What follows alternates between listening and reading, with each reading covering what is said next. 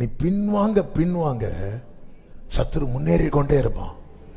நீ பின்வாங்கிறத விட்டுட்டு திரும்ப ஒரு ஸ்டெப் எடுத்து வச்சேன் ஐயா.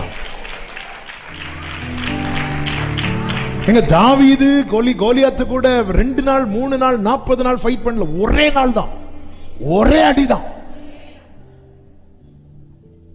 வேதம் என்ன சொல்லுகிறது? பிசாசுக்கு எதிர்த்து நில்லுங்கள்,